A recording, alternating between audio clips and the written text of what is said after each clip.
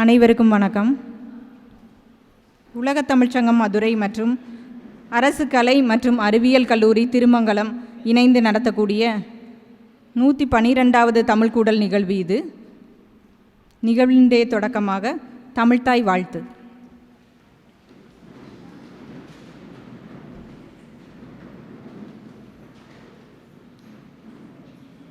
நீராறும் கடலுடுத்த நிலமடந்தை கெழிலொழுகும் சீராறும் வதனமென திகழ்பரத கண்டமிதில் தெக்கணமும் அதில் சிறந்த திராவிட நல் திருநாடும் தக்க சிறு பிறை நுதலும் தரித்தனரும் திலகமுமே அத்திலக வாசனை போல் அனைத்துலகும் இன்பமுற எத்திசையும் புகழ் மணக்க இருந்த பெரும் தமிழனங்கே தமிழனங்கே உன் சீரிலமை திறம் வியந்து செயல்மயனந்து வாழ்த்துதுமே வாழ்த்துதுமே வாழ்த்துதுமே.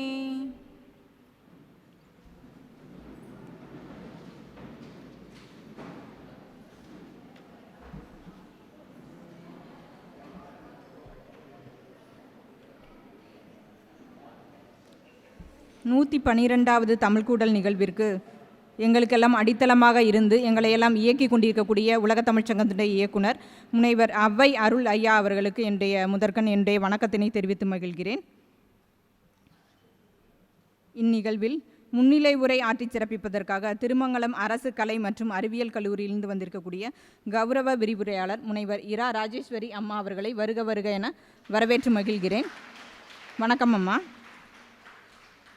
தமிழ்கூடல் உரை நிகழ்த்தி சிறப்பிப்பதற்காக ஹோம்புஷ் ஆஸ்திரேலியாவினுடைய தமிழ் கல்வி நிலையத்தினுடைய ஆசிரியர் சிட்னி சமூக மொழி பாடசாலைகள் கூட்டமைப்பினுடைய மாநில துணைத் தலைவருமான தமிழ் திருநந்தகுமார் ஐயா அவர்கள் வந்திருக்கிறார்கள். ஐயா அவர்களை வருக வருக என வரவேற்று மகிழ்கிறேன். வணக்கம் ஐயா. எங்களுடைய அழைப்பினை ஏற்று வந்திருக்கக்கூடிய திருமங்கலம் அரசு கலை மற்றும் அறிவியல் கல்லூரியுடைய மாணவ கண்மணிகள் உங்கள் அத்துணை பேரையும் வருக வருக என வரவேற்று மகிழ்கிறேன். எங்களுடைய நிகழ்வுகளுக்கெல்லாம் தொடர்ந்து வருகை புரியக்கூடிய கவிஞர்களும் மற்றும் தமிழ் அமைப்பினை சார்ந்தவர்களும் தமிழ் அறிஞர்களும் தமிழ் ஆர்வலர்களும் அது மாதிரி உலக தமிழ்ச்சங்கத்தினுடைய பணியாளர்கள் கண்காணிப்பாளர் உள்ளிட்ட உதவி கணக்கு அலுவலர் அம்மா அவர்களையும் வருக வருக என வரவேற்று மகிழ்கிறேன். இந்த தமிழ்கூடல் நிகழ்வு ஆஸ்திரேலியாவில் சமூக மொழி கல்வியும் தமிழ் கல்வியும் என்ற தலைப்பில் அமைகிறது. புலம்பெயர் தேசங்களில் மொழிக்கல்வி தமிழ் மொழி கல்வி என்பது ஒரு சிக்கலான விஷயமாகவே உள்ளது. அதில் இருக்கக்கூடிய விஷயங்களை பகிர்வதற்காக ஐயா அவர்கள் வந்திருக்கிறார்கள். வித்தியாசமான மொழி புழக்கம் உள்ள பின்னணிகளை கொண்ட இல்லங்களிலிருந்து வரும் மாணவரின் மொழித்திறனில் வேறுபாடுகள் இருக்குமென்பதை கருத்தில் கொண்டு பாடத்திட்டங்கள் நெகிழ்வுத்தன்மை கொண்ட வகையாக இருக்க வேண்டும். வகுப்பறை சூழல் மகிழ்வூட்டுவதாக, கற்பித்தல் நடவடிக்கைகள் வித்தியாசமானதாக, பாடங்கள் அன்றாட சூழலுக்கு பொருத்தமானதாக இருக்க வேண்டும். இது கல்விக்கூடங்களுக்கு மாணவர் விரும்பி வந்து அச்சமின்றி தயக்கமின்றி தமிழை கற்க கருத்து பரிமாற்றத்துக்கு பயன்படுத்த ஊக்குவிக்கும் என்பார் பேராசிரியர் தயாளன் வேலாயுத பிள்ளை அவர்கள்.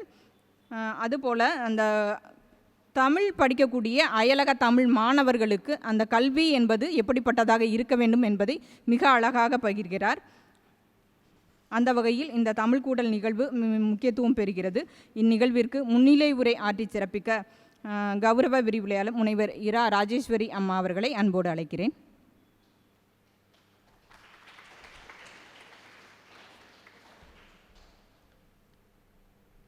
எம் தாய் தந்தையருக்கும் தமிழன்னைக்கும் என்னுடைய முதல்கண் வணக்கங்கள்.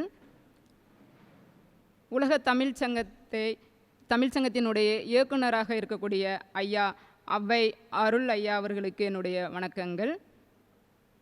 வரவேற்பு நிகழ்வு நிகழ்த்திய அம்மா சோமசுந்தரி அம்மா அவர்களுக்கும், இங்கே தமிழ்கூடல் நிகழ்விலே உரையாற்ற வந்திருக்கக்கூடிய ஆஸ்திரேலியாவிலிருந்து வந்திருக்கக்கூடிய ஐயா திருநந்தகுமார் ஐயா அவர்களுக்கும் மற்றும் நன்றி உரை வழங்க இருக்கக்கூடிய ஜான்சிராணி அம்மா அவர்களுக்கும் என்னுடைய வணக்கங்கள். இங்கு அவையிலே கூடியிருக்கக்கூடிய அத்துணை தமிழ் உறவுகளுக்கும் என்னுடைய வணக்கங்களை தெரிவித்துக் கொள்கிறேன். எம் கல்லூரியிலிருந்து எம் மாணவிகளை இங்கே அழைத்து வந்திருக்கிறோம். ஆங்கிலத்துறை மாணவிகளும் தமிழ்துறை மாணவிகளும் வந்திருக்கார்கள். ஆங்கிலத்துறை பேராசிரியரும் இங்கே வந்திருக்காங்க. இங்கே வருவதற்கு உலக தமிழ் சங்கத்தோடு இணைந்து இந்த தமிழ்குடல் நிகழ்வுக்கு எங்களுக்கு அனுமதி வழங்கிய எங்கள் கல்லூரி முதல்வர் அம்மா அவர்களுக்கு நாங்கள் வணக்கங்களையும் நன்றிகளையும் தெரிவித்துக் கொள்கிறோம். ஆங்கிலத்துறை பேராசிரியர் சகோதரி சாவித்திரி அவர்களை தான் தொடர்பு கொண்டார்கள். அவர்கள்தான் இல்லை நீங்கள் போங்க, இந்த நிகழ்வுக்கு நீங்கள் தான் சரியாக இருக்கும், எங்கள் மாணவிகளையும் கூட்டிக் கொண்டு செல்லுங்கள், தமிழ் மாணவிகளையும் கூட்டிக் கொண்டு செல்லுங்கள் என்று சாவித்திரி மேடம் தான் நம்மளுக்கு வந்து இங்கே வருவதற்கு அனுமதி முதல்வர் அம்மாவிடம் அனுமதி வாங்கி நம்மளை இங்கே வரவழைத்தது சாவித்திரி மேம் தான். அவங்களுக்கும் நாம் வந்து வணக்கங்களையும் நன்றிகளையும் தெரிவித்துக் கொள்வோம். இங்கு பல முகங்கள் நான் இங்கே நிகழ்வுக்கு வரும்போதெல்லாம் பார்க்கக்கூடிய முகங்களாகத்தான் இங்கே இருக்கிறார்கள். தமிழ் குடலில் எப்போதும் மாதம் ஒரு முறை கூடிக்கொண்டே இருக்கிறோம். தமிழ் அப்படிங்கிற ஒரு வார்த்தை, ஒரு மொழி, அதற்காக தான் நாம் வந்து அந்த உறவுக்காக தான் கூடிக்கொண்டு இருக்கிறோம். தமிழகத்தில் மட்டுமல்லாமல் உலக நாடுகளில் இருந்தும் தமிழ் தொப்புள் கொடி உறவுகள் அப்படின்னு சொல்லக்கூடிய நம்மளுடைய தமிழ் இனங்கள் எங்கிருந்தாலும் தமிழை வாழ வைத்து கொண்டு இருக்கிறார்கள், நம்மளுடைய மொழியை வளர்த்து கொண்டு இருக்கிறார்கள். அப்படிதான் ஆஸ்திரேலியாவில் இருக்கக்கூடிய தமிழர்கள் எப்படி நம்மளுடைய மொழியை வளர்த்து கொண்டு இருக்கிறார்கள், நம்ம மொழிக்கு எவ்வளோ முக்கியத்துவம் கொடுக்குறாங்க. வெளிநாடுகளுக்கு போனவுடன் நம்மளுடைய மொழியை மறந்து விடவில்லை யாரும். அதற்கு சான்றாக தான் ஐயா இன்னைக்கு நம்மளிடம் உரையாற்ற இருக்கிறார். அங்கே இருக்கக்கூடிய ஆஸ்திரேலியா மொழியில் இருக்கக்கூடிய அந்த சமூக மொழி கல்வி எப்படி இருக்கிறது, தமிழ் கல்வி எப்படி இருக்கிறது அப்படிங்கிறதை பற்றி நம்மளுடைய மாணவிகளுக்கு எடுத்து சொல்ல போகிறார் ஐயா. அதில் சந்தேகங்கள் இருந்தால் மாணவிகள் கேட்கலாம். இப்போ ஆஸ்திரேலியாவில் இருக்கக்கூடிய சமூக மொழி கல்வி அப்படின்னா, இப்போ சமூக மொழி, ஒரு சமூகம் ஒரு குழந்தைக்கு என்ன மொழியை கற்றுக் கொடுக்கும் அப்படிங்கிறது முக்கியம்.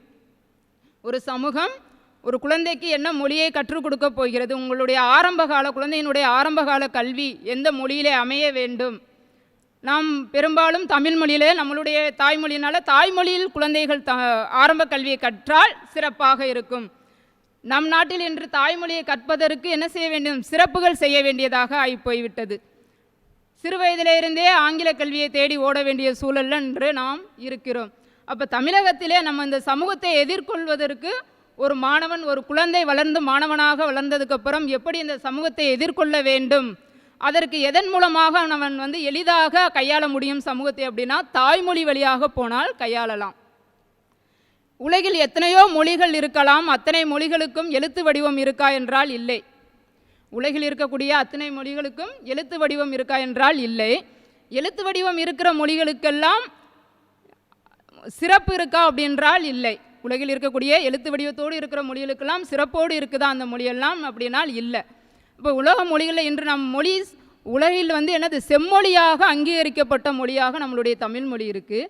அப்படி செம்மொழியாக அங்கீகரிக்கப்பட்ட மொழிகள் எத்தனை இருக்குன்னா 6 மொழிகள் செம்மொழியாக அங்கீகரிக்கப்பட்டிருக்கார்கள்.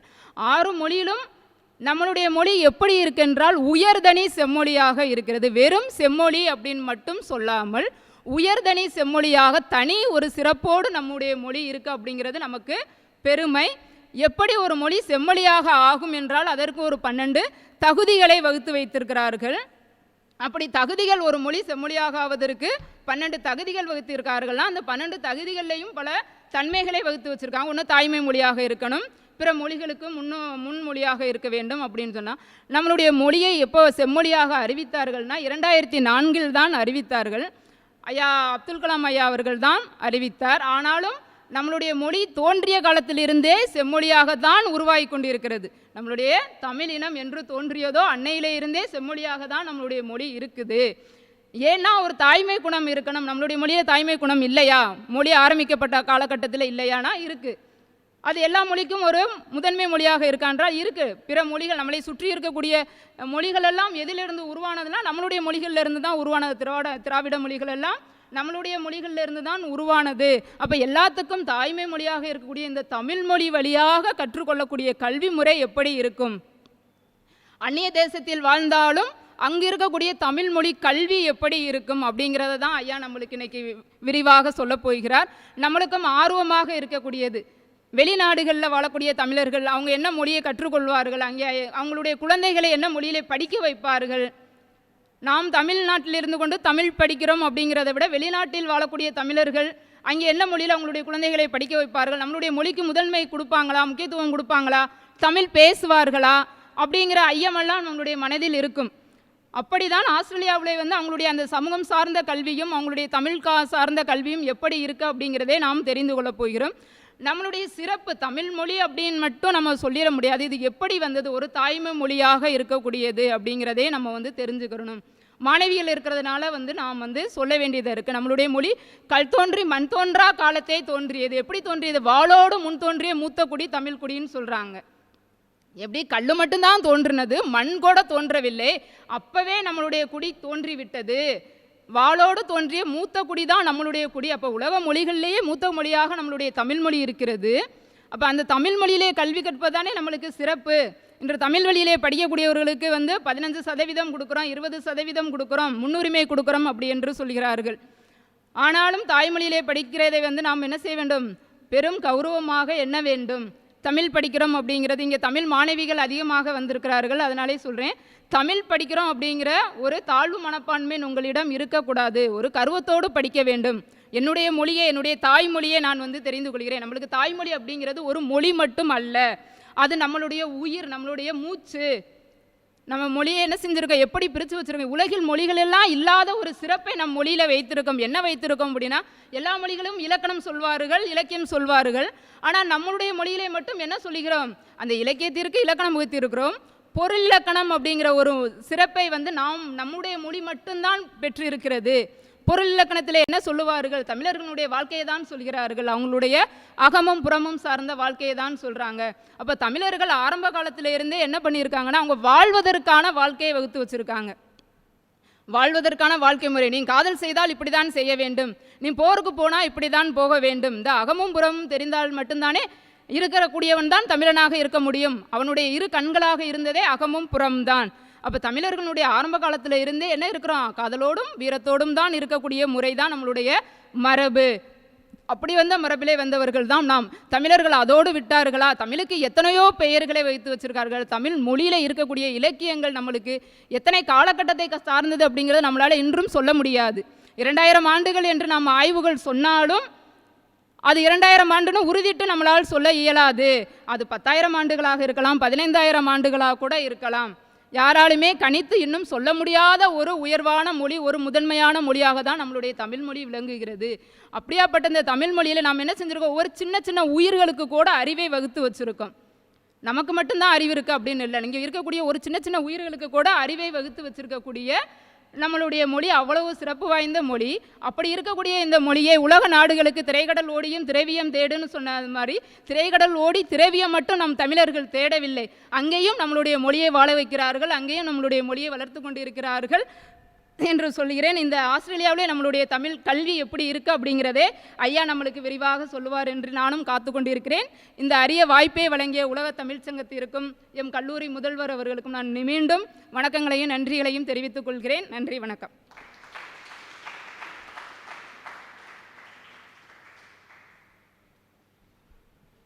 மிக அழகானதொரு முன்னிலை உரை அப்படின்னு நினைக்கிறேன். தமிழ் மொழிக்கான சிறப்பு எப்படிப்பட்டது, தமிழை படிக்கக்கூடிய மாணவ கண்மணிகள் அதை எவ்வளவு மகிழ்வோடு படிக்க வேண்டும் என்பதை அழகாக எடுத்துரைத்தார். ராஜேஸ்வரி அம்மா அவர்களுக்கு நன்றியினை தெரிவித்துக் கொள்கிறோம். தமிழ்கூடல் உரை நிகழ்த்தக்கூடிய திருநந்தகுமார் ஐயா அவர்களை பற்றிய ஒரு சிறிய அறிமுகம். கோம்புஷ் தமிழ் கல்வி நிலையத்துடைய ஆசிரியராக பணியாற்றி வருகிறார். அது மட்டுமல்லாது சிட்னியில் இருக்கக்கூடிய சமூக மொழி பாடசாலைகள் கூட்டமைப்பின் மாநில துணைத் தலைவராகவும் பதவி வகித்துள்ளார். இலங்கையில் உள்ள யாழ்ப்பாணம் இந்து கல்லூரியினுடைய மேனாள் மொழிக்கல்வி ஆசிரியராக பொறுப்பு வகித்தவர் ஐயா அவர்கள். இலங்கை கம்பன் கழகத்தின் மேனாள் தலைவராகவும் பணியாற்றி மகிழ்ந்தவர் ஐயா அவர்கள். இன்று உலக தமிழ்ச் சங்கத்திற்கு வருகை புரிந்திருப்பது நம்மளுக்கெல்லாம் மிகுந்த மகிழ்வினை தருகிறது. ஆஸ்திரேலியாவில் சமூக மொழிக் கல்வியும் தமிழ் கல்வியும் என்ற தலைப்பில் இன்று உரையாற்றி சிறப்பிப்பார். ஐயா அவர்களை உரை நிகழ்த்தி சிறப்பிக்க அன்போடு அழைக்கிறேன்.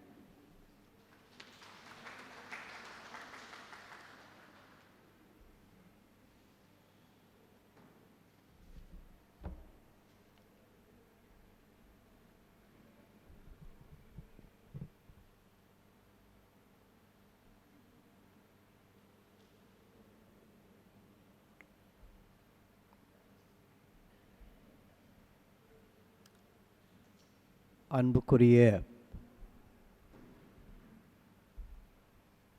உலகத் தமிழ்ச் சங்கத்தினுடைய பொறுப்பில் இருக்கின்ற பெருமக்களே, திருமங்கலத்திலிருந்து வேணுமென்றால் தொலை தூரத்திலிருந்து இங்கு வந்து தமிழ் கூடலிலே பங்கு பற்றுவதற்காக காத்திருக்கின்ற மாணவர்களே, ஆசிரியர்களே, தமிழ் அறிஞர்களே, பெருமக்களே, உங்கள் அனைவருக்கும் முதற்கண் என்னுடைய பணிவான வணக்கங்களை தெரிவித்துக் கொள்கிறேன்.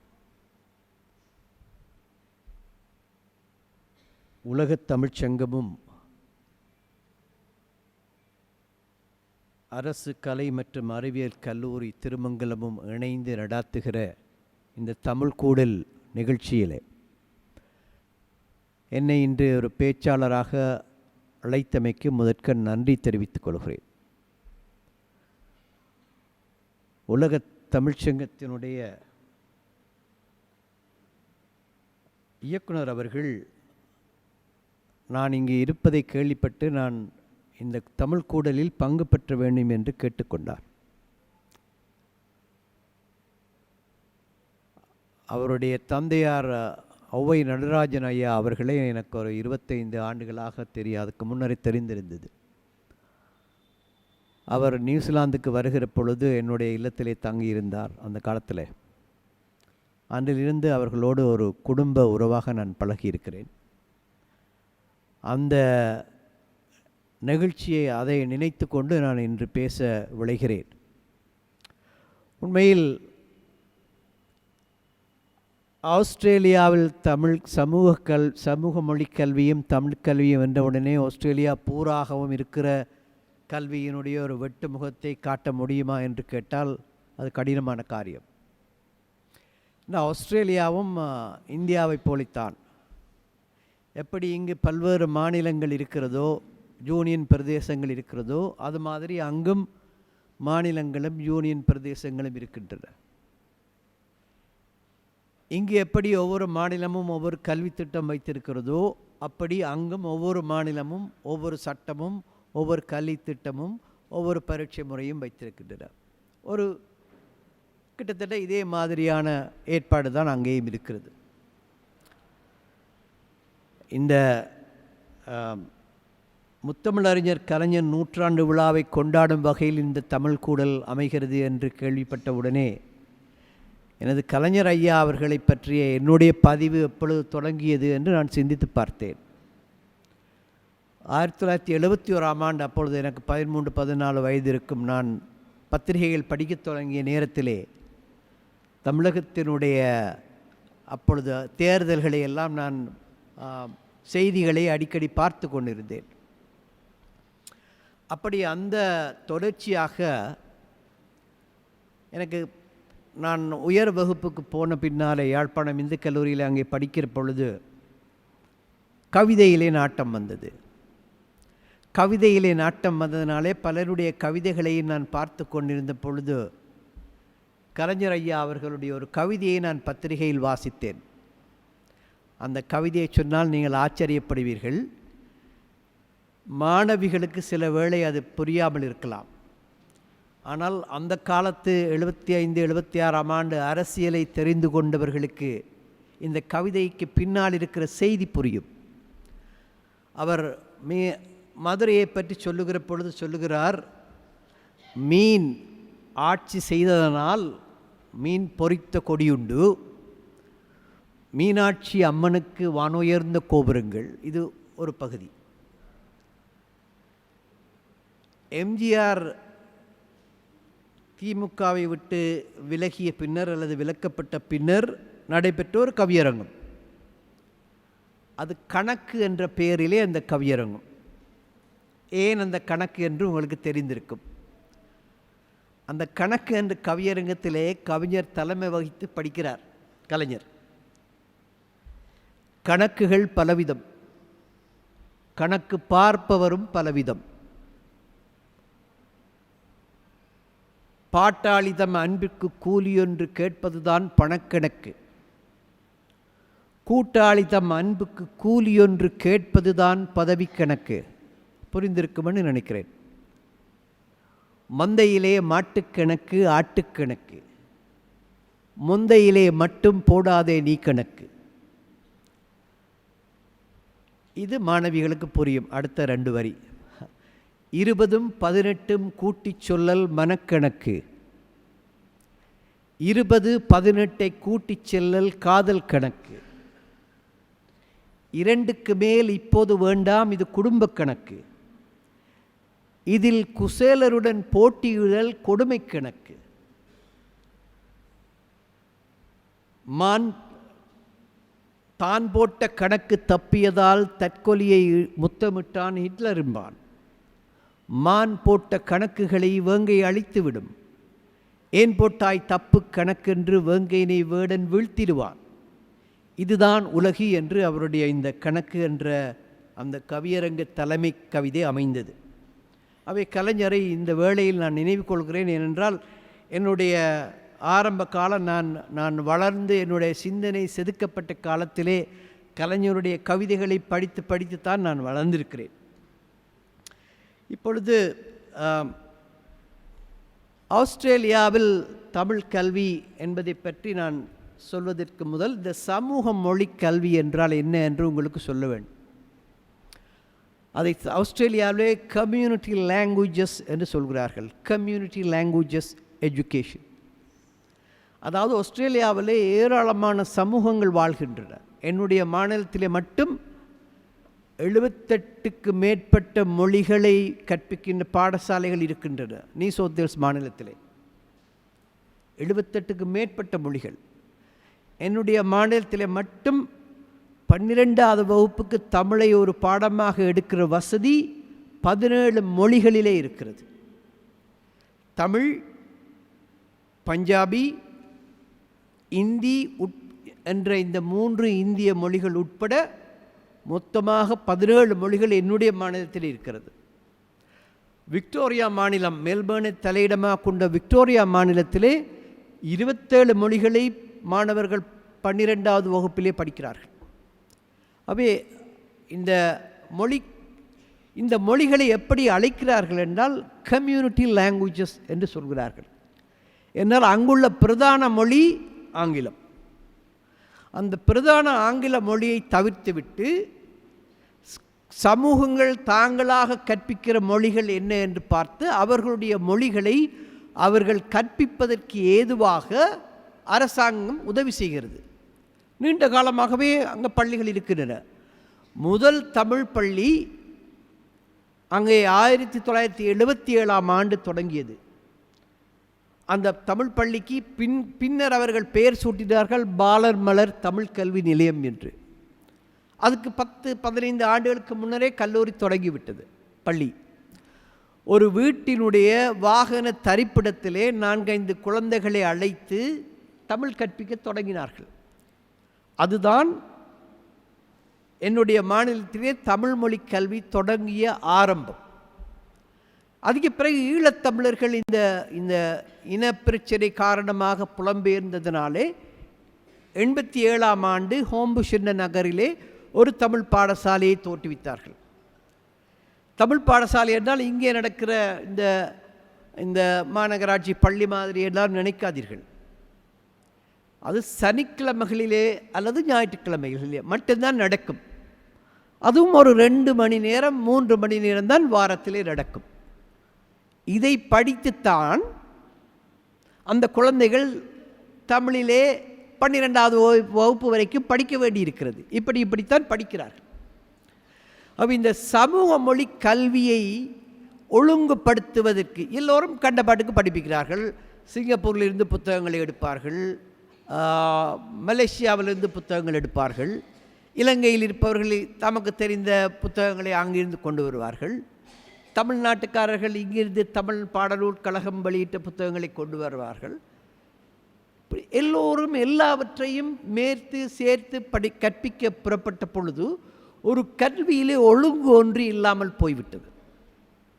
இப்போ நான் கேட்கிறேன், நீங்கள் தமிழ் மொழியிலே ஏதாவது ஒரு பாடம் படிப்பீர்கள், ஏதாவது ஒரு விடயத்தை பற்றி இங்கு படிப்பீர்கள் சின்ன வயதில். அதே பாடத்தை சிட்னியில் இருக்கிற ஒரு மாணவன் ஏன் படிக்க வேண்டும்? அவனுக்கு ஏன் அதை பற்றி அறிவு தேவை?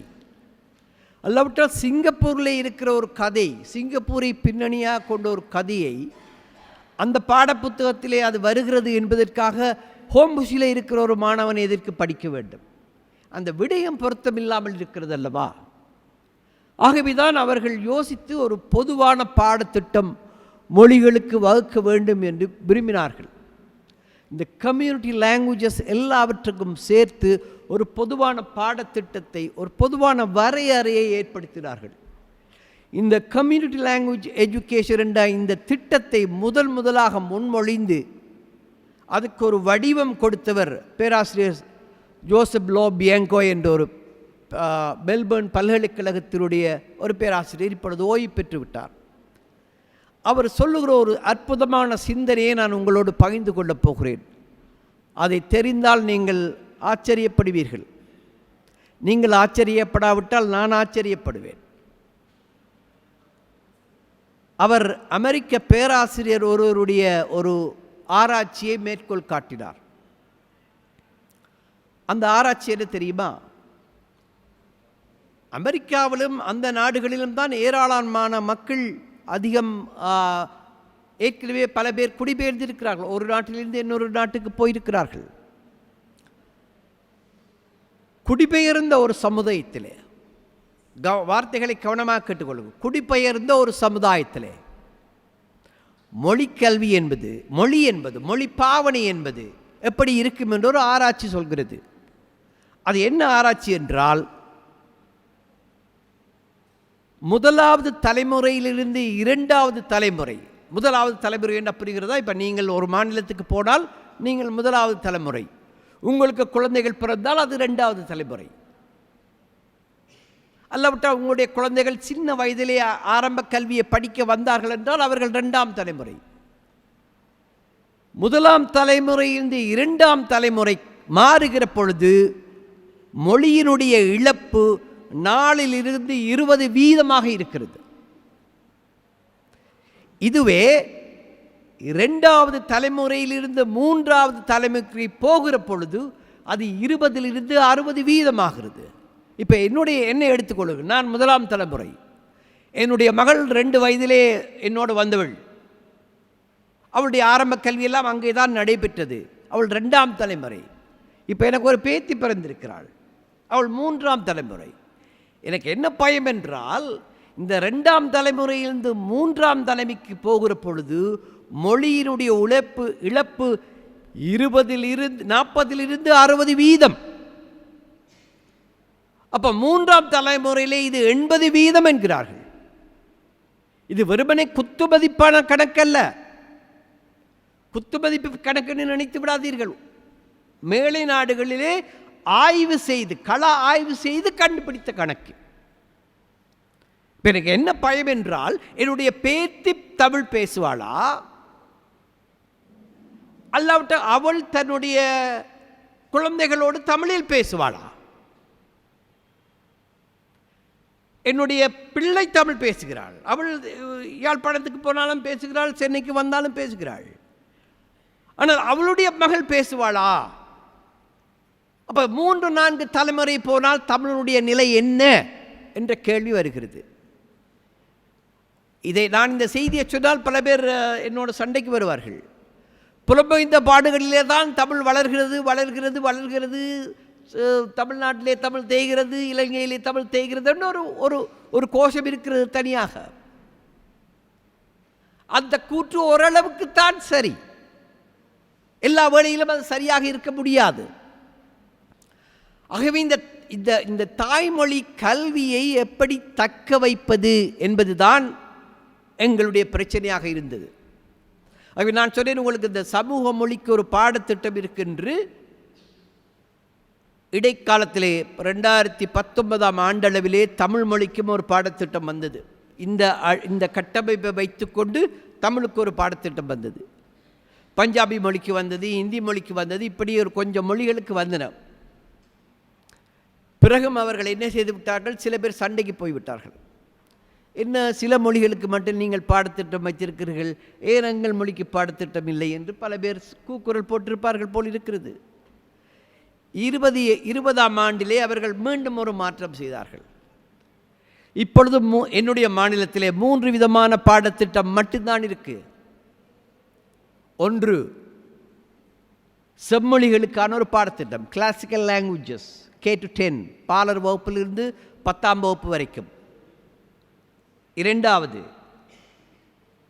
அபரிஜினல் மொழிகள், ஆஸ்திரேலியாவினுடைய ஆதி குடிகளாக இருக்கின்ற அபரிஜினல் மக்களுடைய பல மொழிகள் இருக்கின்றன, அந்த மொழிகளுக்கான ஒரு பாடத்திட்டம். மூன்றாவது மாடர்ன் லாங்குவேஜஸ் K to 10, அதாவது இந்த நவீன மொழிகள். அவர்கள் எதை நவீன மொழிகள் என்று வகைப்படுத்துகிறார்கள் என்றால், எந்த மொழிகள் எல்லாம் பயன்பாட்டில் இருக்கின்றனவோ, பேச்சு மொழியாக இருக்கின்றதோ, ஒரு சமூகத்தால் பேசப்படுகிறதோ, அந்த மொழிகள் எல்லாம் இப்பொழுது மாடர்ன் லாங்குவேஜஸ் என்று வரையறுத்திருக்கிறார்கள். ஆகவே அந்த கட்டமைப்புகளே பிரெஞ்சு மொழியும் வருகிறது, ஜப்பான் மொழியும் வருகிறது, தமிழும் வருகிறது, ஆங்கிலமும் இந்தியும் வருகிறது, சிங்களம் வருகிறது. எந்த சமூக மொழிகள் இருக்கிறனோ அந்த மொழிகள் எல்லாம் அதுக்குள்ளே வருகின்றன. இப்போ இந்த அடிப்படையிலே தான் எங்களுடைய பாடத்திட்டங்கள் கட்டமைக்கப்பட்டு இருக்கின்றன. அப்போ இந்த பாடத்திட்டம் நான் சொன்னேன் உங்களுக்கு 2 மணித்தியாலம் அல்லாவிட்டால் 3 மணித்தியாலம் தான் நடக்கிறது வாரத்தில் ஒரு தடவை. பொதுவாக 40 வாரங்கள் எங்களுக்கு மொத்தமாக 52 வாரங்களிலே 40 வாரங்கள் பள்ளி நடக்கும். அந்த 40 வாரங்களிலும் கலை விழாக்கள், பரீட்சைகள், போட்டிகள் என்று ஒன்றாக வெட்டி கொண்டு வந்தால் கிட்டத்தட்ட 33 வாரங்கள். 33 தர 3 மணித்தியாலம் 99 மணித்தியாலங்கள் மட்டும்தான் அங்கே தமிழ் கல்வி ஒரு வருடத்திலே புகட்டப்படுகிறது. இப்போ 99 மணித்தியாலத்தை ஒரு பிள்ளை படித்துவிட்டு எப்படி 12ஆம் வகுப்பிலே தமிழை ஒரு பாடமாக எடுக்க முடியும் என்று நீங்கள் நினைக்கலாம். அதற்கு ஒரு பாதை இருக்கிறது. அந்த பாதையை பற்றி நான் உங்களுக்கு பின்னாலே வாய்ப்பு வருகிற பொழுது குறிப்பிடுவேன். இப்போ இந்த உங்களுடைய தமிழ்நாட்டிலே இருக்கிற ஒரு முன்னாள் செயலாளர், அவர் இப்பொழுது எந்த துறையில் இருக்கிறார் என்று தெரியவில்லை, உதயச்சந்திரன் என்று நினைக்கிறேன். அவர் ஒரு முறை ஒரு நண்பரிடம் சொன்னதாக அந்த நண்பர் எனக்கு சொன்னார், இந்த தொலைதூர கல்வி என்ற ஒரு கல்வி இங்கே தொடங்கியதல்லவா, தொலைதூர கல்வி இல்லை, தொலைதூர கல்வி இல்லை, வளர்ந்தோர் கல்வி, வளர்ந்தோருக்கான ஒரு கல்வி இங்கே தொடங்கினீர்கள் அல்லவா. வளர்ந்தவர்கள், வயதானவர்களுக்கு தமிழ், முதியோர் கல்வி, அவர்களுக்கு கல்வி புகட்டுவதற்காக தொடங்கிய பொழுது ஒரு எழுத்து வடிவம் தொடங்கினார்கள். அது என்ன வடிவம் அது? ஏன் அவர்கள் ஆனாவிலிருந்து காணாவிலிருந்து இந்த அகர வரிசையெல்லாம் படிக்கிறது அவர்களுக்கு கடினமாக இருக்கும், சுலபமாக கற்பிக்கலாம் என்று டாவிலே தொடங்கி பாவிலே வந்து டப அந்த மாதிரி ஒரு முறை இருக்கிறது. என்ன கொடுமை நடந்தது என்றால், இந்த முறையை பார்த்து இந்த முறை கீழ் வகுப்பிலே எல்லோருக்கும் பொருத்தம் என்று நினைத்து கொண்டு பாலர் வகுப்பிலிருந்து இப்போ கற்பிக்கிறார்கள். என்ன தமிழ் பிள்ளை எழுதுகிற முதல் எழுத்து என்ன? ட. பிள்ளை எழுத்துகிற முதல் எழுத்து ட. என்ன கொடுமை பாருங்கள். அப்போ நான் கேட்டு எப்பொழுதுடா ஆனா படிப்பிப்பீங்கண்டா, இல்லை பிள்ளை வடிவா கை எழுத தெரிஞ்ச பிறகுதான் ஆனா சொல்லி கொடுப்போம் என்கிறார்கள். இங்கே பாருங்க, கல்வியில் இது இது இது எல்லா கல்விக்கும் பொருந்தும். தமிழிலே 2 வடிவங்கள் இருக்கின்றன. ஒன்று ஒலி வடிவம், அடுத்தது வரி வடிவம். ஒலி வடிவத்துக்கு பிரச்சனையே இல்லை. நம்முடைய அகர வரிசைப்படி ஒலி வடிவம் சின்ன பிள்ளையிலே சொல்லிக் கொடுக்கப்பட வேண்டும். நான் சொல்வதுண்டு, ஒரு குழந்தைக்கு தமிழ் எழுத்து அகர வரிசை ஒலி வடிவிலே பரிச்சயமாக இருந்தாலே அன்றி எழுத்து வடிவத்தை அறிமுகப்படுத்தக்கூடாது. ஆனால் எங்களுடைய ஆசிரியர்களுக்கு எது சுலபம் தெரியுமா? எழுத்து வடிவம் கற்பிக்கிறதா சுலபம். ஏன் தெரியுமா? வேலை சுலபம். ஏதாவது வேலை ஒர்க் ஷீட் கொடுக்கலாம், இதை செய் இதை செய் இதை செய் என்று கொடுக்கலாம். பிள்ளைகள் கொண்டு போனால் பெற்றோரும் சந்தோஷப்படுவார்கள். இந்த பாத்தியா என் பிள்ளை எழுதுது, டானா எழுதுது, பானா எழுதுது சொல்லலாம். இதை திருத்துறதுக்கு நாம் இப்பொழுது 20 வருடங்களாக போராடுகிறோம். என்ன முடியவில்லை, போராட்டம் முடியவில்லை. ஏனென்றால் பிரச்சனை நடந்து கொண்டே இருக்கிறது. குழந்தைகளுக்கு அகர வரிசையிலே பரிச்சயம் இருந்தாலே தவிர எழுத்தை காண்பிக்க வேண்டாம் என்று அறிஞர்கள், மேலை நாட்டு அறிஞர்கள் சொல்லுகிறார்கள். மேலை நாட்டு அறிஞர் என்றால் பெரிதாக நினைக்க வேண்டாம், மொழி அறிஞர்கள் சொல்லுகிறார்கள், the child is not fluent in the sound, do not introduce letters. அந்த வரி வடிவத்தை நீங்கள் அறிமுகப்படுத்தினால் குழந்தை வரி வடிவத்தை மொழி வடிவத்தை இணைப்பதற்கு கஷ்டப்படும். அதுக்கு பரிச்சயம் இல்லை. ஒலி வடிவம் பரிச்சயமாக வந்தால் வரி வடிவத்தை அறிமுகப்படுத்துகிற பொழுது மிக சுலபமாக குழந்தைக்கு ஒரு இணைப்பு ஏற்படும். இதை யாருமே புரிந்து கொள்கிறார்கள் இல்லை. ஆகையினாலே தான் அங்கே போராட்டம் என்று நான் சொன்னேன். இப்போ குழந்தைகளுக்கு எதை கற்பிப்பது என்று அடுத்த கேள்வி இருக்கிறது. எங்களுடைய தமிழ், நான் சொன்னேன், புலம்பெயர்ந்தவர்கள் எல்லாம் ரொம்ப நெஞ்சில காயத்தோடு தான் புலம்பெயர்ந்தவர்கள்.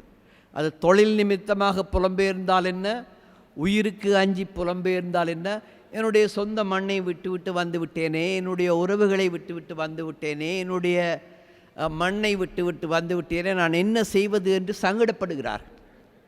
அந்த குற்ற உணர்ச்சியிலிருந்து அவர்கள் வெளிவருவதற்கு அவர்களுக்கு ஒரு வடிகால் தேவைப்படுகிறது. அது என்ன தெரியுமா?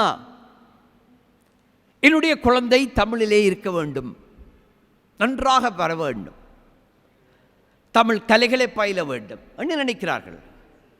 நடனம் பயில வேண்டும், சங்கீதம் பயில வேண்டும், வாத்தியங்கள் பயில வேண்டும் என்றால் குழந்தைகள் பிரதான பள்ளியில் படிக்கிற பொழுது பிரதான பள்ளியில் இருக்கிற விளையாட்டுகள் எல்லாம் செய்ய வேண்டும். அதுக்கு மேலதிகமாக நடனம் படிக்க வேண்டும், அதுக்கு மேலதிகமாக தமிழ் வாய்ப்பாட்டு படிக்க வேண்டும், வாத்தியம் படிக்க வேண்டும், அதுக்கு மேலமாக தமிழ் பள்ளிக்கு போக வேண்டும். இப்படி நிறைய சுமைகள் ஏறுவதனாலே குழந்தைகளுக்கு ஒரு கட்டத்துக்கு மேலே அந்த சுமையை தாங்க முடியாமல் இருக்கிறது. எல்லா குழந்தைகளும் சுமைகளை தாங்க மாட்டார்கள். ஒவ்வொரு குழந்தைக்கும் ஒரு எல்லை இருக்கிறது. எந்த அளவுக்கு என்னுடைய சுமையை தாங்க முடியும் என்று ஒரு எல்லை இருக்கிறது அல்லவா? இதுதான் அங்கே இருக்கிற தமிழ் மொழி கற்பித்தலில் இருக்கிற சிக்கலாக இருக்கிறது. என்னுடைய மாநிலத்தில் கிட்டத்தட்ட 38,000 தமிழர்கள் வாழ்கிறார்கள் என்று ஒரு கணக்கு, 21ஆம் ஆண்டு குடிசன மதிப்பீட்டு கணக்கு, அங்கே ஒவ்வொரு 5 ஆண்டும் கணக்கு நடைபெறும். 2021ஆம் ஆண்டு கணக்கெடுப்பின்படி 38,000 மக்கள் என்னுடைய மாநிலத்திலே மட்டும் வாழ்கிறார்கள். ஆனால் அங்கே தமிழ் படிக்க வருகின்ற மாணவர்களுடைய எண்ணிக்கையை விட படிக்காமல் இருக்கிற மாணவர்களுடைய எண்ணிக்கை அதிகம். என்னுடைய மாநிலத்திலே 38,000 என்று சொன்னேனே, சென்ற வருடம் 12ஆம் வகுப்பு பரீட்சை எடுத்த மாணவர்களுடைய எண்ணிக்கை 46. இந்த வருடம் பரீட்சை எடுத்த மாணவர்களுடைய எண்ணிக்கை 43. ஒருவேளை அடுத்த வருஷம் அதிகமாக இருக்கும் என்று நாங்கள் எதிர்பார்க்கிறோம். இந்த விகிதாசார பிரச்சனை இருக்கிறது தெரிகிறதா உங்களுக்கு? ஏன் இப்படி நிலைமை என்றால், குழந்தைகள் ஆரம்ப வகுப்புகளிலே தமிழ் படித்துவிட்டு 4ஆம் 5ஆம் வகுப்பு வருகிற பொழுது தமிழை கற்பதை விட்டு விடுவார்கள். அவர்களுக்கு வேறு பிரச்சனைகள் வந்துவிடும். இப்போ அவர்களுக்கு என்ன தெரியும்? அம்மா சொல்வார்கள், அப்பா சொல்வார்கள், அண்ணா அக்கா தம்பி தங்கச்சி சொல்வார்கள், மாமா சொல்வார்கள். ஆனால் இப்போ மாமாவே பெரும்பாலும் யாரும் சொல்வதில்லை. எல்லாம் இப்போ அங்கிளும் ஆண்டியுமாக போய்விட்டது. வீட்டிலே யாரும் சோறு சாப்பிடுவதில்லை, எல்லோரும் ரைஸ் தான் சொல்லுகிறார்கள், டாலும் பொட்டேட்டோவும் தான் சொல்லுகிறார்கள். தமிழ் வழக்கமாக தமிழிலே நாங்கள் பேசுகின்ற அந்த வார்த்தைகளையே எங்களுடைய குழந்தைகள் பேசுவதில்லை. எங்களுடைய குழந்தைகளை விடுங்கள், வளர்ந்தவர்களே பேசுவதில்லை. மேடையிலே பேசுகிற பொழுது மட்டும் தனித்தமிழில் நாங்கள் பேசுகிறோம். சமூக ஊடாட்டத்தின் போது இன்டராக்ஷன் தமிழை அங்கே தமிழ் வார்த்தைகளை எண்ண வேண்டி இருக்கிறது. அப்படி தமிழை பேசினால் எப்படி கேட்கிற குழந்தைகளுக்கு எப்படி தமிழ் வரும்?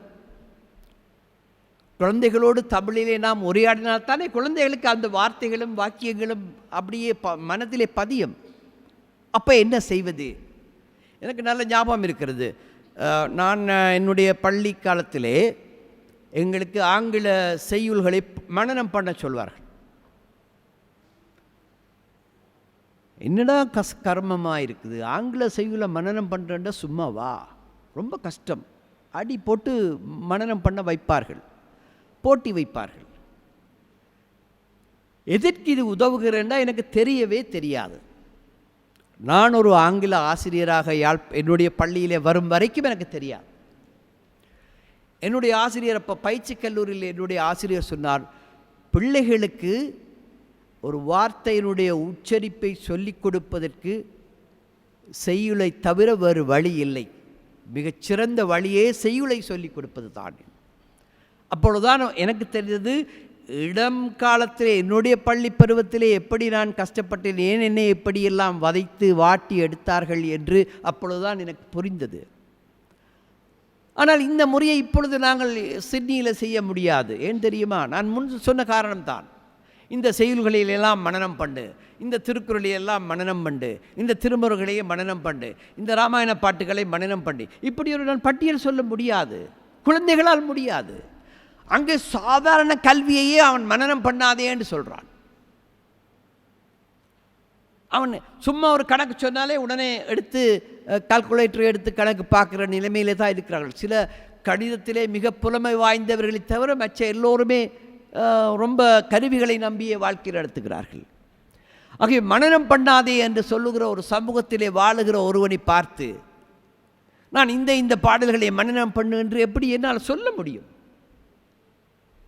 இத்தனை சிக்கல்களுக்கு மத்தியிலே எங்களுடைய தமிழ் கல்வி அங்கே நடக்கிறது. பிள்ளைகளை, உங்களுக்கு சில வேளை இதை கேட்பதற்கு சலிப்பாக இருக்கலாம். ஆனால் நான் ஒரு செய்தியை உங்களுக்கு சொல்ல விரும்புகிறேன்.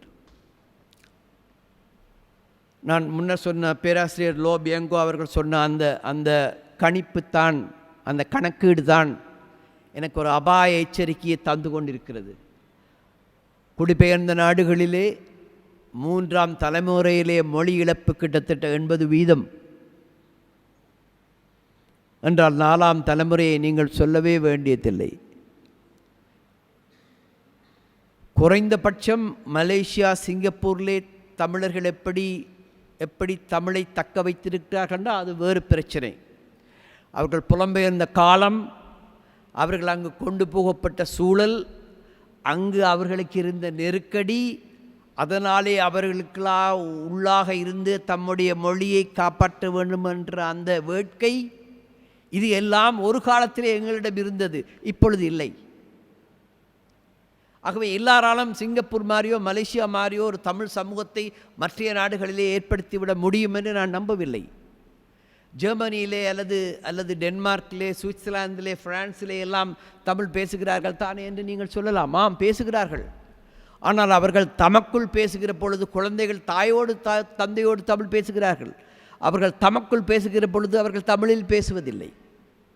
அவர்கள் டச் மொழியிலேயோ அல்லது பிரெஞ்சு மொழியிலேயோ அல்லது அந்தந்த நாடுகளிலே என்ன மொழியோ அந்த மொழியைத்தான் அவர்கள் பேசுகிறார்கள். அப்போ இந்த ஆபத்து உங்களுக்கு புரிகிறதா? அப்படி என்றால் தமிழை வைத்திருக்கக்கூடியவர்கள் யார்? எனக்கு ஒரு பதில் சொல்லுவீங்களா? யாரால் இந்த தமிழை தக்க வைக்க முடியும்? சொல்லுங்க.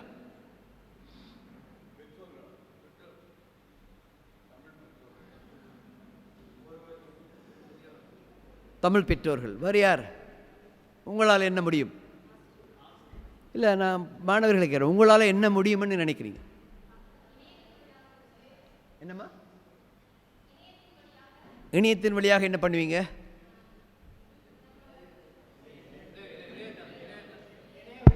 இணைய வழி,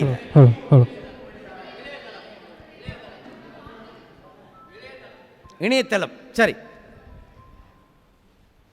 நன்றி அம்மா. நாங்கள் எல்லாம் தொழில்நுட்பத்தில் மிக உயர்ந்த தரத்திலே தான் நாங்கள் இருக்கிறோம். என்னுடைய நண்பர் அண்மையில் ஒரு பதிவு போட்டிருந்தார், முகநூலிலே ஒரு பதிவு போட்டிருந்தார். நான் யாழ்ப்பாணம், இலங்கை யாழ்ப்பாணத்தை சேர்ந்தவன். அவர் சொன்னார், யாழ்ப்பாண தமிழ் இருக்கிறது, சில சொல்லாடல்கள் இருக்கிறது, தயவு செய்து இதை விட்டு விடாதீர்கள், தொடர்ந்து பேசுங்கள், தொடர்ந்து பேசுங்கள், அதை விட்டு விடாதீர்கள் என்று சொன்னார். அதைத்தான் நான் உங்களுக்கு சொல்கிறேன். நீங்கள் வாழுகின்ற பிரதேசங்களிலே தமிழ் எப்படி பேசப்படுகிறதோ அந்த தமிழை நீங்கள் தொடர்ந்து பேச வேண்டும். தமிழ் உங்களுடைய வீடுகளிலே பேச்சு மொழியாக இருக்க வேண்டும். நீங்கள் உங்கள் உறவுகளோடு பேசுகிற பொழுது அந்த மொழியிலே பேச வேண்டும். அப்படி பேசினால்தான் இந்த தமிழை தக்க வைக்க முடியும்.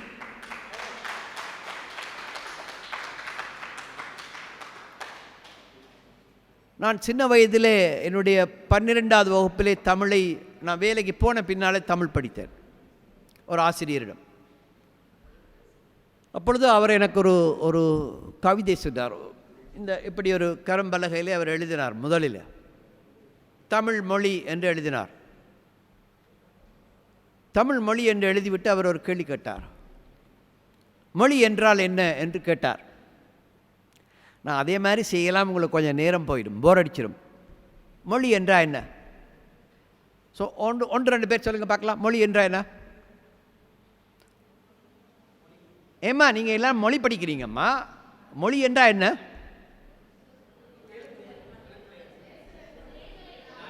யாராவது ஒரு ஆள் சொல்லுங்க, ஒரு ஆள் சொல்லுங்க. மொழி என்றால் என்ன?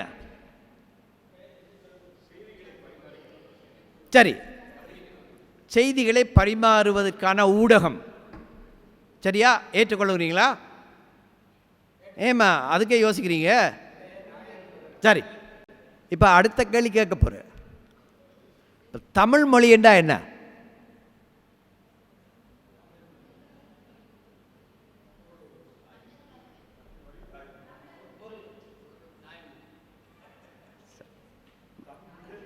யாருக்கு தாய்மொழி?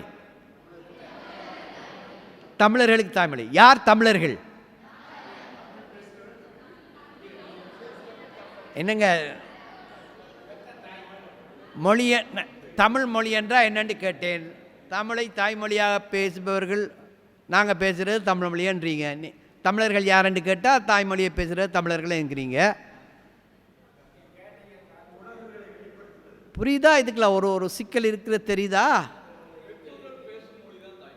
அப்படியா? சரி,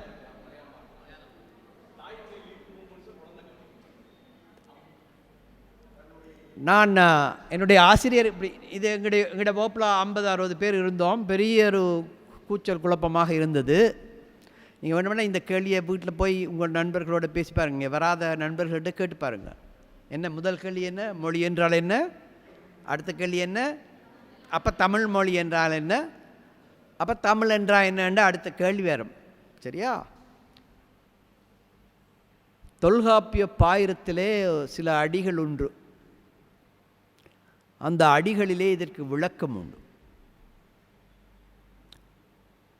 வடவேங்கிடம், தென்குமரி, வடக்கே திருப்பதி வேங்கடமலை, தெற்கே குமரிமுனை. வடவேங்கிடம், தென்குமரி, ஆயிடை, இந்த இரண்டுக்கும் இடைப்பட்ட பிரதேசத்திலே ஆயிடை தமிழ் கூறும் நல்லுலகு. என்ன பொருள்?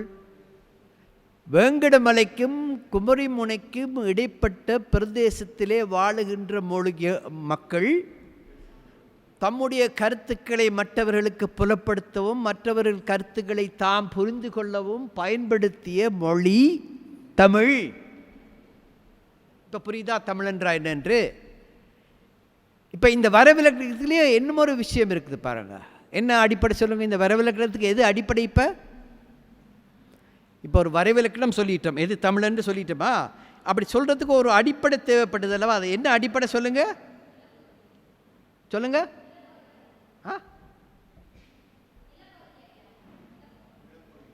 நிலப்பகுதி, சரியா சொன்னீங்கம்மா, நிலப்பகுதி.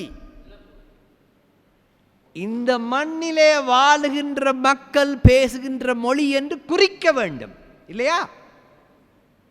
அப்போ ஒரு மண்ணிலே வாழுகிற மக்கள் பேசுகிற மொழி என்று குறித்தால் அந்த மண்ணில் வாசுகிற மக்கள் அந்த மொழியை பேசினால்தானே அது தமிழ். அப்ப நாம வேறு மொழி பேச தொடங்கிட்டோம்டா அரோகராவா போயிடும். புரியுதா? இல்லை கனடாவில் பேசுகிறான், ஜெர்மனியில் பேசுகிறான், ஆஸ்திரேலியா பேசுகிறான், சிங்கப்பூரில் பேசுகிறான், மலேசியாவில் பேசுகிறான், ஆனபடியாக நமக்கு அது பிரச்சனையே இல்லை, தமிழ் வாழும் தமிழ் வாழும் என்று கோஷம் போட்டு பலனில்லை. நம்மால் முடிந்த அளவுக்கு நாம் நம்முடைய தமிழை வாழ வைக்க வேண்டும். நம்மால் வாழ வைக்க வேண்டுமானால் ஆம், தமிழை பேண வேண்டும். வளர்க்குறதெல்லாம் விடுங்க, அதெல்லாம் தன்னைப்பாட்டில் வளரும்.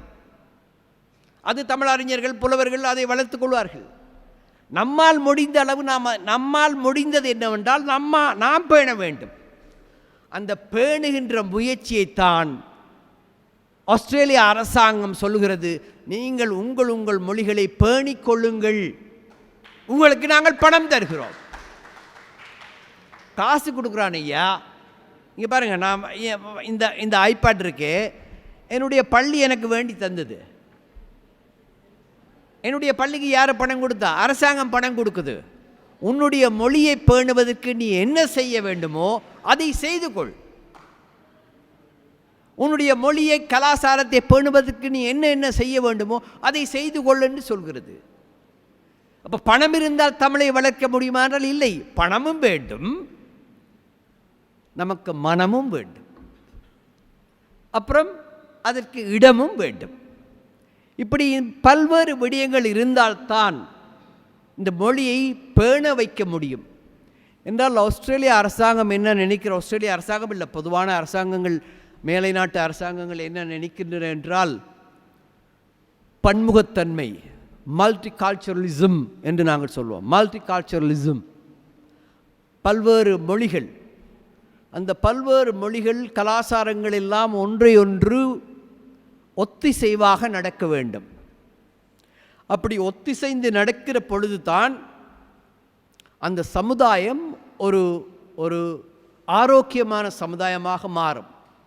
அவர்கள் ஆஸ்திரேலியர்கள் எங்களிடம் பேசுகிற பொழுது சொல்வார்கள், நீங்கள் எங்களுடைய ஆஸ்திரேலிய பண்பாட்டுக்கு வளம் சேர்த்திருக்கிறீர்கள், ஆஸ்திரேலிய பண்பாட்டை செழுமையுறச் செய்திருக்கிறீர்கள், உங்களுக்கு நாங்கள் நன்றி கடன் பட்டிருக்கிறோம் என்று எந்த மொழிக்காரரிடம் போனாலும் இப்படி சொல்வார்கள். ஏனென்றால் நம்முடைய பணி என்னவென்றால் நம்முடைய தலைமுறையை நம்முடைய பண்பாட்டிலேயும் வைத்திருக்க வேண்டும். புரியுதா? அப்போ திருமணம், ஒரு ஒரு ஒரு திருவிழா என்று போனால் நம்முடைய பண்பாட்டு உடையிலே வருவார்கள். திருமணம், முதல் நாள் திருமணம் என்றால் பண்பாட்டு உடையில் வருவார்கள். மூன்றாவது நாள் ரிசப்ஷன் வைப்பார்கள். ஏதாவது ஒரு கடற்கரையிலோ அல்லது ஒரு மண்டபத்திலேயோ வைத்தால் முழுக்க ஆங்கிலேய உடையிலே போவார்கள். நான் ஒரு முறை மாறி என்னுடைய உடையிலே போயிட்டேன். புரியுதா? என்னுடைய பெண்ணினுடைய திருமண வரவேற்பு உபசாரம் எல்லோரும் ஆங்கில உடை, கோல உடையில் போனார்கள். நான் வேட்டியும் சட்டையோடும் போனேன். அது என்னுடைய ஒரு பிடிவாதமாக நான் போனேன். அதுவே பல விமர்சனத்துக்குள்ளாகிவிட்டது. என்னையா இடம் தெரியாத மாதிரி உடுப்பு வந்து குழப்புறீங்க, நம்முடைய முறை இது என்று அவர்கள் சொன்னார்கள். ஆகவே இது ஏன் எதை காட்டுகிறது என்றால், அங்குள்ள மக்கள் அவருடைய உள்ளத்திலே இருக்கிற தவிப்பு என்ன, அதுக்கு எப்படி பாடுபடுகிறார்கள் என்று. ஆனால் தவிப்பும் இருந்து பாடுபடுகிற உணர்வும் இருந்தால் மட்டும் போடாது, அது சரியான திசையிலும் செய்ய வேண்டி இருக்கிறது. இப்போ கற்பிக்க வேண்டும் என்றது சரி, அதுக்காக சும்மா எல்லாவற்றையும் கற்பிக்க முடியாதல்லவா, அடிப்படையான விடயங்களை மட்டும் கற்பிக்க வேண்டும். இங்கே பாருங்கள், என்னுடைய கையில் ஒரு பாடத்திட்டம் இருக்கிறது.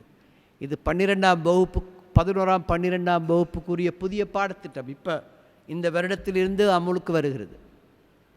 இந்த பாடத்திட்டத்தின்படி ஒரு பரீட்சை ஒரு பரீட்சைக்கு 12ஆவது வகுப்பு பரீட்சைக்கு எடுக்கிற ஒருவர் பல்கலைக்கழகத்துக்கு போகிற பொழுது இந்த புள்ளிகளை கணக்கில் எடுப்பார்கள். இந்த புள்ளிகளை கணக்கில் எடுப்பார்கள். ஒரு 10 பாடங்களுக்கு அவர்கள் கணக்கில் எடுப்பார்கள்.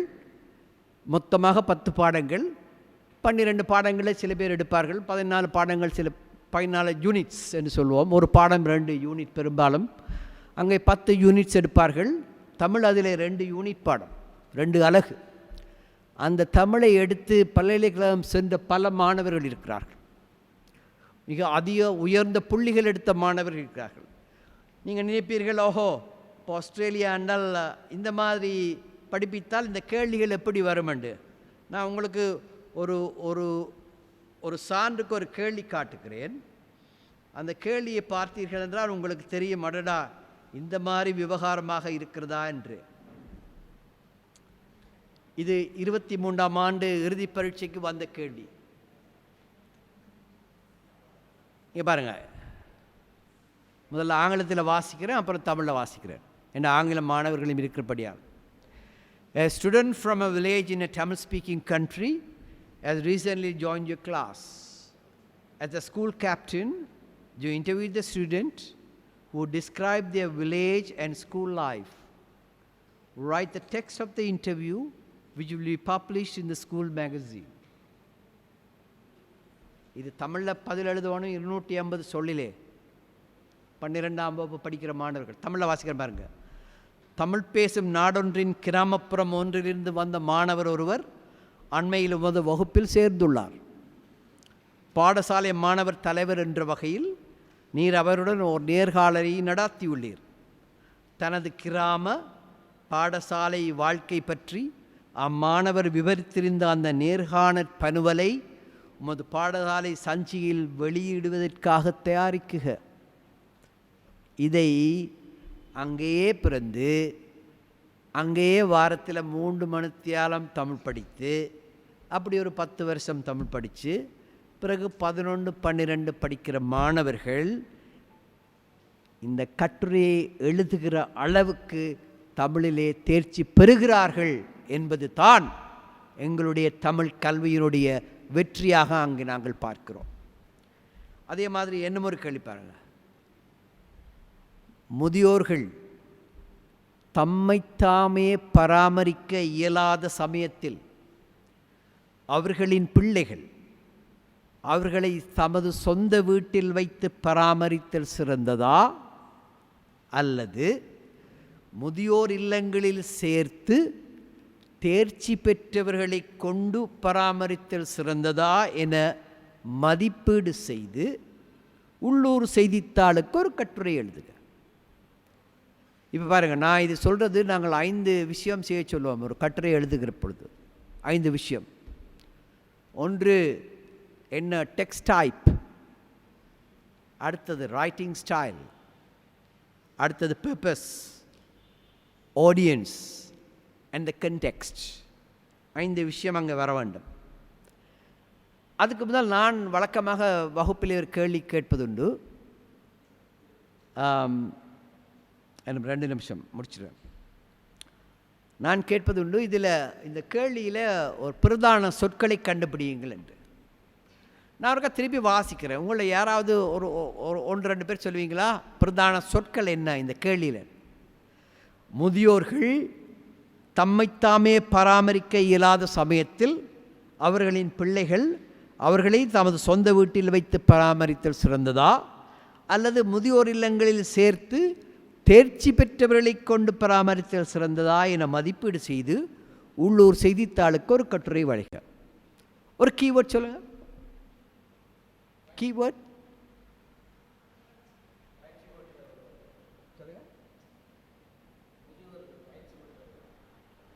தேர்ச்சி பெற்றவர்களை கொண்டு பராமரித்தல். ஆமாம், தேர்ச்சி பெற்ற பயிற்சி பெற்றவர்.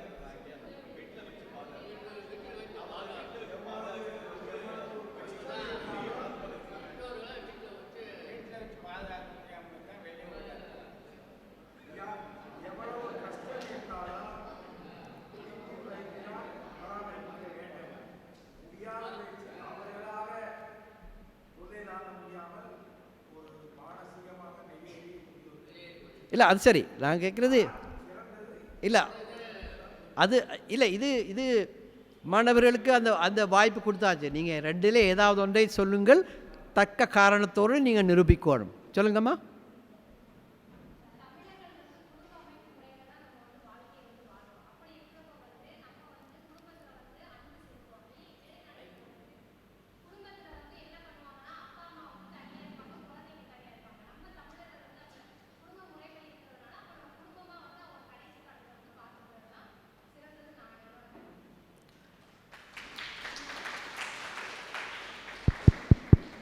அம்மா இதில் ஒரு வார்த்தை வந்தது பார்த்தீங்களா, தம்மைத்தாமே பராமரிக்க முடியாத முதியோர்கள். தம்மைத்தாமே பராமரிக்க முடியாத முதியோர்கள்.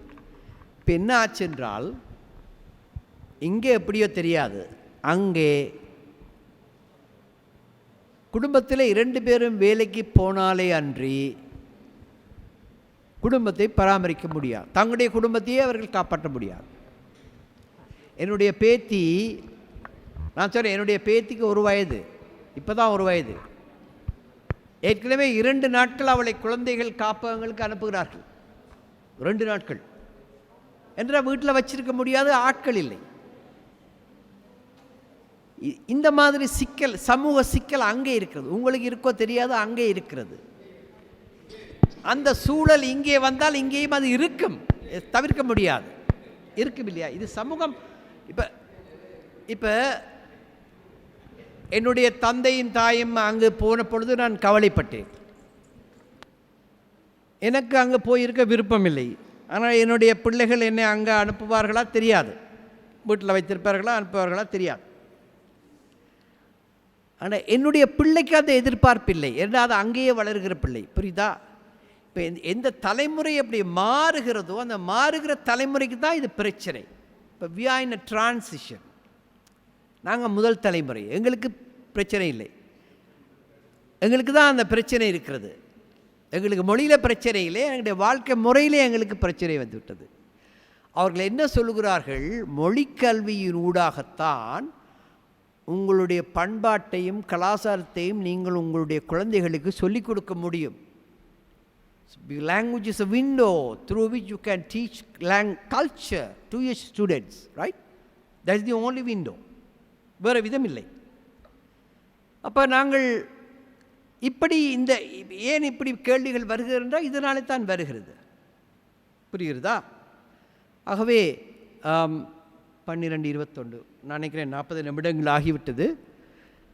நான் சொல்ல வந்த செய்தி தான், பிள்ளைகள், புலம்பெயர்ந்த தேசங்களிலே தமிழர்களால் தமிழை ஓரளவுக்கு தக்க வைக்க முடியும்.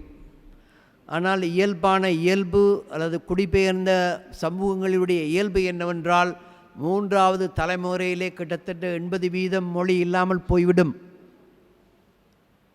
ஆகவே மொழியை தக்க வைக்கக்கூடியவர்கள் எந்தெந்த மொழியிலே அந்த நிலத்திலே வாழுகிற மக்களால் தான் அந்த மொழியை தக்க வைக்க முடியும். நீங்கள் அப்படி தக்க வைத்து கொண்டு மொழியோடு இருந்தால்தான் உங்களை பார்த்து பார்த்து நாங்கள் அங்கே தமிழை தக்க வைக்க முடியும், முயற்சிக்க முடியும். அல்லாவிட்டால் எங்களுடைய பிள்ளைகளை அழைத்து கொண்டு வந்த இங்கே நீங்கள் ஆங்கிலத்திலே எல்லாரும் உரையாடி கொண்டு இருந்தால் அந்த பிள்ளைகளால் பிறகு தமிழை எதுவும் அறிய முடியாது. இது ஒரு செய்தி. அடுத்த செய்தி, எங்களுக்கு இருக்கிற பிரச்சனை சொன்னேன். எப்படி நாங்கள் பாடத்திட்டத்தை பெரிய பெரிய திட்டங்களை வகுத்து கொண்டிருக்கிறோம், ஆனால் மொழிக்கல்வி என்பது அடிப்படையிலிருந்து போக வேண்டும். நம்முடைய மொழியினுடைய பாரம்பரியத்தை மாற்றாமல், கற்பித்தல் முறையை மாற்றாமல், அகரவரிசையிலே மொழியினுடைய தேர்ச்சி கிடைச்சு அதுக்கு பிறகு குழந்தைகள் தமிழை படிக்க தொடங்கினால், எழுத தொடங்கினால் குழந்தைகளால் அந்த தமிழை தக்க வைக்க முடியும். அங்கே நாள் முழுவதும் குழந்தைகளோடு தமிழை பேச வைப்பது கடினம். எங்களால் அதிகம் குறைந்தபட்சம் கூடியபட்சம் 3 மணி நேரம்தான் வாரத்திலே முடியும். வருடத்திலே கிட்டத்தட்ட 99 மணித்தியாலங்கள் தான் முடியும். ஆகவே அங்கே பலந்த சிக்கல்களுக்கு மத்தியிலே நாங்கள் தமிழ் கல்வியை மேற்கொள்கிறோம். அப்படி அந்த மொழிக்கல்வி அங்கு சிறப்பாக இருப்பதற்கு தாய் மண்ணிலே மொழிக்கல்வி சிறப்பாக இருக்க வேண்டும் என்று என்னுடைய இந்த செய்தியை கூறி அருமையான வாய்ப்பை அளித்தமைக்காக உங்களுக்கு நன்றி தெரிவித்துக் கொண்டு விடைபெற்றுக் கொள்கிறேன். நன்றி, வணக்கம். நீங்கள் கேள்வி ஏதாவது இருந்தால் கேட்கலாம், நான் அங்கே போய் இருக்கிறேன்.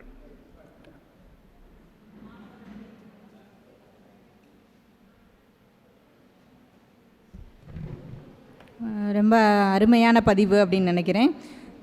ஆஸ்திரேலியாவில் அந்த சமூக கல்வி எப்படி இருக்குது, தமிழ் கல்வியில் என்னென்ன சிக்கல்கள் எல்லாம் இருக்குது அப்படிங்கிறத ரொம்ப அருமையாக பதிவு செஞ்சாங்க. ஒளி வடிவம், அது மாதிரி வரி வடிவம், அந்த இரண்டையும் சொல்லி கொடுக்கும்போது அவர்களுக்கு வந்து அது ஒத்து போகணும். அப்படி இல்லாத போது அது எப்படி சிக்கலாகிறது அப்படிங்கிறத சொன்னாங்க. தமிழை தக்க வைக்க வேணும்னா இல்லங்களில் முதல்ல நம்மளை தமிழை பேசணும், அங்கே இருக்கக்கூடிய தமிழர்கள் அப்படிங்கிறத ரொம்ப அருமையாக பதிவு செய்த ஐயா அவர்களுக்கு நன்றி. மாணவ கண்மணிகள் அவர்களுடைய உரைகள் மீதான வினாக்கள் இருந்தால் கேட்கலாம்.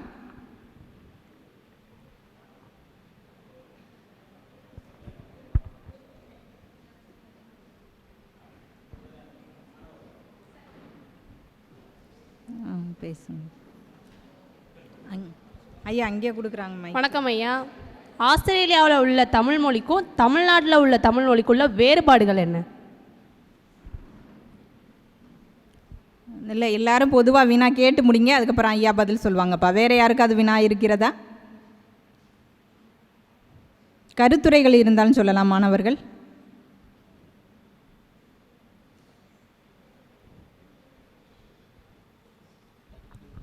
வணக்கம் ஐயா. இப்போ நீங்கள் வந்து இங்கே இந்தியாவில் வந்து தமிழ் கற்பிக்கிறதுக்கு வந்து அவ்வளோ பிரச்சனைகள் இல்லை. நீங்கள் ஆஸ்திரேலியா இருக்கிறத வந்து சொன்னீங்க. இப்போ எடுத்துக்காட்டு வந்து முதிய அந்த தேர்வின் மூலியமாக இது பண்ண சொன்னீங்க.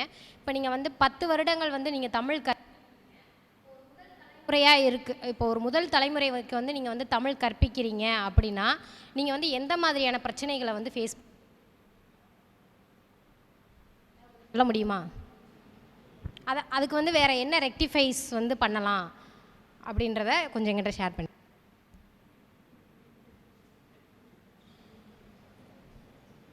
வேறு யாரேனும்?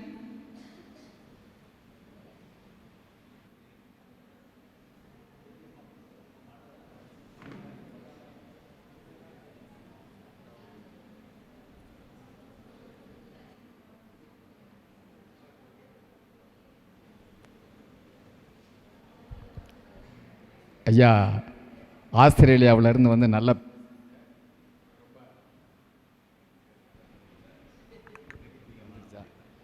ஐயாவுடைய உரை நல்ல ஒரு விவாதத்திற்குரிய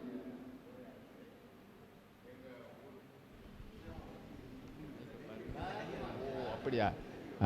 சரியா.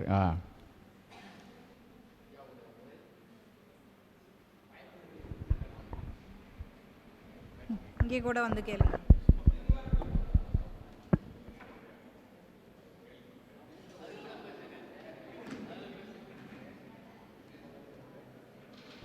ஐயாவுடைய உரை வந்து ரொம்ப சிறப்பாக இருந்துச்சு. எங்கள் சொந்த ஊர் வந்து நாட்டரசன் கோட்டை. எங்கள் ஊரில் இருந்து நிறைய பேர் ஆஸ்திரேலியாவில் இருக்காங்க. ஆஸ்திரேலியாவில் நல்ல தமிழ் வளர்ச்சி அடைஞ்சிருக்கு, தமிழர்கள் நல்ல வளர்ச்சி அடைஞ்சிருக்காங்க அப்படின்னு நான் கேள்விப்பட்டேன். ஐயா அவங்களுடைய உரையிலேருந்து சில இது சொன்னாங்க. நம்முடைய தாய்மொழியை நாம் வந்து பேணி காக்கணும்னா நாம் முதல்ல எல்லாரும் தமிழ்லையே பேசணும். வீட்டில் வந்து நம்ம ஆங்கிலேயர் நம்மளை ஆண்டதுனால அப்பப்போ வந்து ஆங்கில மொழிக்கலப்புலையே பேசுகிறோம். அந்த ஆங்கில மொழிக்கலப்பை விட்டுட்டு நாம் தமிழ்லையே பேசணும்னா தமிழை நம்ம வளர்க்க வேண்டாம், தமிழ் தானாக வளர்ந்துடும். அதுதான் ஐயா சொன்னாங்க. அடுத்தபடியாக முதியோர்கள் பற்றி சொன்னாங்க. இன்றைக்கி அதுக்கும் ஐயாவும் சில விளக்கம் சொன்னாங்க. இன்றைக்கி முதியோர்கள்னால் மகன் வீட்டில் இருந்தால் ஒரு மாதிரி இருக்கும் பெற்றோர்கள், மக வீட்டில் இருந்தால் ஒரு மாதிரி இருக்கும். அது உண்மைதானே? எல்லோரும் என்ன சொன்னாங்க, மகள் வந்து நல்லா நம்மளை பார்த்துக்கிடுவான்னு சொல்லுவாங்க, மகன் பார்த்துக்க மாட்டேன். அதுதான் உண்மை. மகள் நல்லா பார்த்துக்கிடுவா, மகன் நம்மளை பார்த்துக்குவான்னு சொல்ல முடியாது. ஏன்னா அவன் அவனுடைய மனைவி என்ன சொல்கிறாளோ அதுபடி தான் அவன் செய்ய முடியும். அதனால் முதியோர் அவர் சொன்ன மாதிரி இன்னொன்று, இவங்களே என்ன பண்ணுறாங்கன்னா 2 பேரும் வேலைக்கு போகிறாங்க, இவங்க பிள்ளைங்களையே வேறு வீட்டில் விட்டுட்டு போயிடுறாங்க. பையன் என்ன பண்ணுறான், பள்ளிக்கூடத்துக்கு போயிட்டு வந்தான்னா இவன் கதவை திறந்து இவன் வீட்டில் வந்து உட்காந்துக்கிறேன். பொண்ணு வந்துச்சுன்னா அது கதவை திறந்து உட்காந்துக்குது, பக்கத்து வீட்டில் சொல்லிட்டு போண்டிருக்கு, பையன் வருவேன் பொண்ணு வரும் பார்த்துக்கிறேங்கன்னு. இவங்க பிள்ளைங்களையே இவங்க பார்த்துக்காத போது இவங்க பெற்றோர்களை இவங்க எப்படி பார்த்துக்கிடுவாங்க? அதாவது அந்த பொண்ணு சொன்னாப்புல, நாம் குடும்ப வாழ்க்கையாக குடும்பமாகத்தான் சேர்ந்து கூட்டு குடும்பமாகத்தான் வாழ்ந்திருக்கோம், அதுதான் சிறந்தது, அதில் எந்த விதமான மாற்று கருத்தும் இல்லை. ஆனால் இன்னைக்கு முடியாது. ஆனால் இன்னைக்கு அது முடியுமா? இன்னைக்கு முடியாது. இவங்க பிள்ளைங்களையே இவங்க பார்க்க முடியல, இவங்க பெற்றோர்களை இவங்க எப்படி பார்ப்பாங்க? அதனால் ஐயா சொன்னாங்களே, 2வது தேர்வு பெற்றவர்கள் கவனிக்கிற மாதிரி முதியோர் இல்லத்தில் விடுறது கூட தவறு இல்லை. நாம் அவங்களுக்காக பணத்தை கொடுத்து நாம் வாரத்தில் ஒரு தடவை மாதத்தில் ஒரு தடவை நம்ம போய் பார்க்கலாம். அது சரின்னு நான் சொல்ல மாட்டேன், ஆனால் அது தவறு இல்லை என்பது என்னுடைய பதில் என்று சொல்லி ஐயாவுடைய உரை நல்லா இருந்துச்சு, நல்ல விவாதம் மாதிரி இருந்துச்சு. அதுக்காக என்னுடைய சார்பிலே என்னுடைய பேர் லட்சியம் சிதம்பரம், லட்சியத்தோடு வாழணுங்கிறதுக்காக எனக்கு எங்கள் அப்பா சிதம்பரம்னு வஉசி நினைவாக வச்சாங்க. லட்சியத்தை சேர்த்துக்கிட்டு நான் லட்சிய சிதம்பரம்னு 45 வருஷமாக லட்சிய சிதம்பரமாக இருக்கேன். ஐயாவுக்கு என்னுடைய வாழ்த்துக்கள், நன்றி.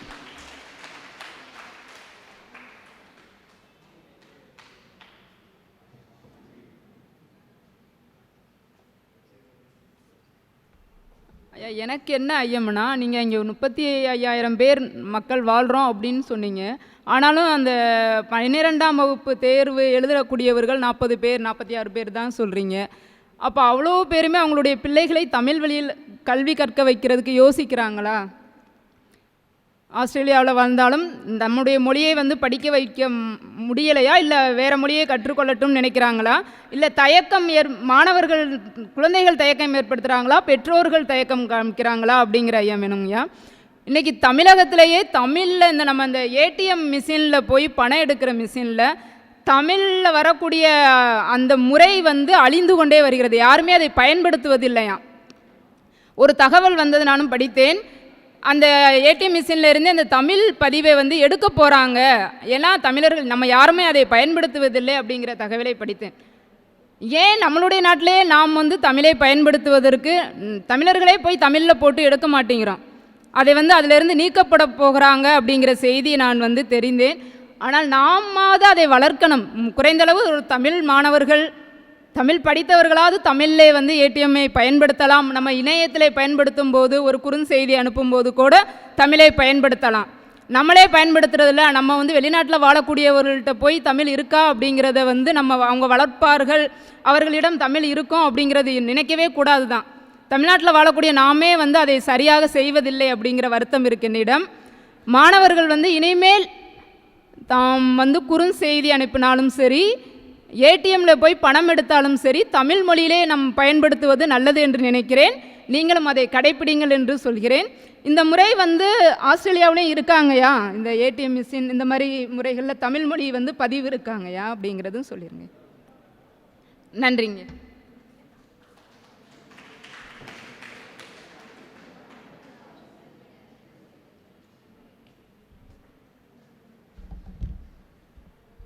இதில் நன்றி உங்களுடைய கருத்துக்களுக்கும் கேள்விகளுக்கும்.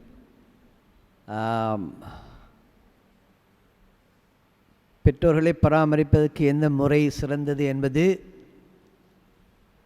மகன் வீட்டில் மகள் வீட்டில் வாழ்க்கை எப்படி இருக்கும் என்பது எல்லாமே விவாதத்துக்குரிய பொருள். அதுக்கு தீர்வு கிடையாது. ஒவ்வொரு குடும்பத்துக்கும் ஒவ்வொரு மாதிரி இருக்கும். ஆஸ்திரேலியாவில் இந்த பிரச்சனையே கிடையாது. மகன் வீட்டிலையா மகள் யார் வீட்லேயும் இருக்க முடியாது, இருப்பதில்லை, இருக்க முடியாததில்லை, அப்படி அந்த முறை இல்லை. திருமணத்துக்கு முதலே பொண்ணும் மாப்பிள்ளையுமாக ஒரு புதிய வீடை தயார் செய்து கொண்டு தான் திருமணம் முடிக்கிறார்கள், முடித்து அங்கே குடிபெயர்கிறார்கள். நானும் என்னுடைய மகளுக்கு சொன்னேன், நீ இப்போ என்னம்மா போகிற, தேவையில்லை, பணத்தை மிச்சம் பிடிக்கலாமல் ஒரு வருஷம் எங்களோடு இரு, அல்லது 2 வீட்டிலே மாறி மாறிடும். அப்படி செய்ய முடியாதுன்னு போயிட்டான். அது பெரிய பொருட்செலவு, ஆனால் அவர்கள் அது புரிவதில்லை. சீனர்கள் இந்த விஷயத்தில் கொஞ்சம் கட்டிக்காரர்கள், ரொம்ப புத்திசாலித்தனமாக நடக்கிறார்கள். அவர்கள் குடும்பமாக சேர்ந்தான் எல்லாம் செய்வார்கள். சில இந்திய குடும்பங்களும் அப்படி நடக்கின்றன. ஆனால் தமிழர்களிடத்தே இந்த முறை இல்லாமல் இருக்கிறது.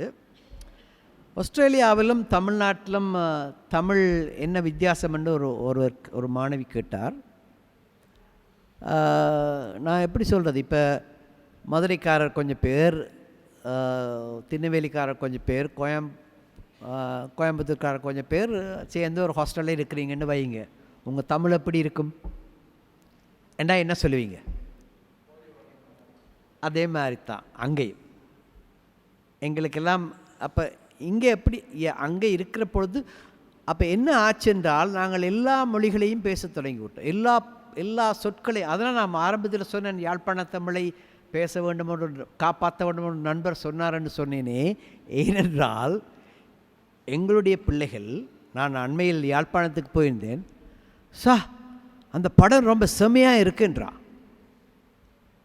இந்த செமையாக இருக்கின்ற வார்த்தை உங்கள்கிட்ட இருந்தாலும் அங்கே வந்தது. உங்கள்கிட்ட இருந்து சொன்னால் இந்த ஊர்லேருந்து தான் அங்கே வந்தது. தொலைக்காட்சி ஊடாகவோ அல்லது திரைப்படம் ஊடாகவோ நாடகம் வந்துட்டுது. நான் இருந்த காலத்தில் அப்படி ஒரு சொல்ல எனக்கு தெரியாது, செமையாக இருந்தது. இதுக்கு ஒரு அடிப்படையாக நல்ல ஒரு செந்தமிழ் இருந்திருக்கு, யாருக்கும் தெரியாது. அது என்ன செந்தமிழில் இருந்து இந்த தமிழ் வந்ததுன்னு யாருக்கும் தெரியாது. செமையாக இருக்குது, செமையாக இல்லை என்று கேட்குறான். எங்கே? யாழ்ப்பாணத்துலேருந்து கேட்குறான்.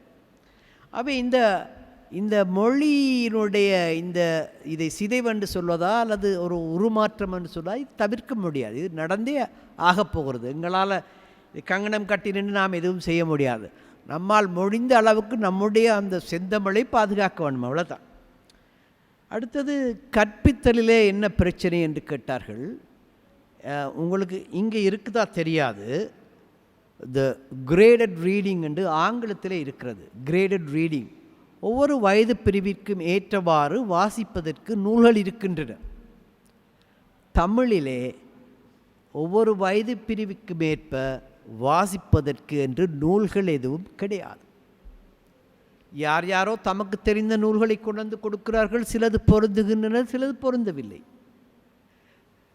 மேலைத்தேயத்திலே பிள்ளைகள் எப்படி படிக்கிறார்கள் நினைக்கிறீர்கள்? இப்பொழுது தொலைக்காட்சி நிகழ்ச்சிகளை பார்த்து அவர்கள் மொழியை பேசுகிறார்கள். அந்த தொலைக்காட்சியிலே வருகிற அந்த மொழி, குழந்தை நிகழ்ச்சிகளிலே வர மொழியைத்தான் இவர்கள் பயன்படுத்துகிறார்கள். ஆனால் தமிழிலே நாங்கள் அப்படி ஒரு நிகழ்ச்சி செய்ய போனால் அந்த தமிழிலே வர தொலைக்காட்சி நிகழ்ச்சிகள் கேட்பதற்கு சிரிப்பாக இருக்கிறதே தவிர குழந்தைகள் பிடிப்பதாக இல்லை. இது எங்களுக்குரிய பிரச்சனை. அடுத்தது என்ன ஒரு செய்தி சொன்னார்கள். நான் நேற்று முன்தினம் தமிழ் வளர்ச்சி இயக்கத்துடைய எழும்பூரிலே அந்த அலுவலகத்துக்கு சென்றிருந்தேன். உங்களுடைய இயக்குனர் அவர்களோடு அவர் அழைத்து இருந்தார். என்னை அந்த இடத்துக்கு போய் பார்த்தேன்.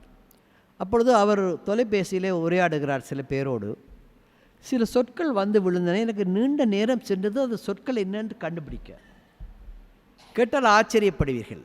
ஊத்தாசா என்று சொன்னார். ஊத்தாசா, அது சார் ஊத்தாசா அந்த மாதிரியா? பிறகு கேட்டார் தாவாயி போட்டலாமே என்றார். என்னடா உத்தாசா தாவாயி என்றால் எனக்கு கொஞ்சம் நேரம் சென்றது. இது உலகத்தமிழ் சங்கம் என்றும் தமிழ் வளர்ச்சி இயக்கம் என்றும் நான் கண்டுபிடிப்பதற்கு. நீங்கள் நம்ப மாட்டீங்க, என்னுடைய கிராமத்திலே நான் சின்ன பிள்ளையாக இருந்த பொழுது அங்கே இருக்கின்ற மாநகர பேருந்து மாதிரி அங்கே ஒரு பேருந்துகள் ஓடுகிற பொழுது அங்கு போசா என்று எழுதியிருப்பார்கள். அது என்னென்னா இலங்கை போக்குவரத்து சபை, போசா. நாங்கள் சும்மாவே போசா வருதுன்னு சொல்லுவோம். இயல்பான பேச்சில் இருந்தது. அது பிறகு பேரெல்லாம் மறைஞ்சு போச்சு. ஏன்னா அங்கே அரசியல் மாறி பேர்கள் எல்லாம் மாற்ற துவங்கின பிறகு மறைஞ்சு போச்சு. அப்போ இப்போ இந்த ஊத்தாசா எப்படி, எனக்கு அது ஒரு பெரிய பெரிய பாடமாக இருக்கிறது. நாங்கள் ஒன்றை பயன்படுத்த தொடங்கி நாம் பயன்படுத்தினால் அது இன்னும் ஒருவரை ஆட்படுத்தும். அதை நாங்கள் பயன்படுத்தணும். ஏடிஎம்னு தானே எங்களுக்கு சொல்ல முடிகிறது. இந்த கணினிக்கு நிறைய கலைச்சொற்கள் வந்திருக்கிறேன்னு அவற்றை பயன்படுத்துகிறோமா? இப்போ மடிக்கணினி ஓரளவுக்கு வந்து விட்டது. ஆனால் விசைப்பலகை வந்து விட்டதா?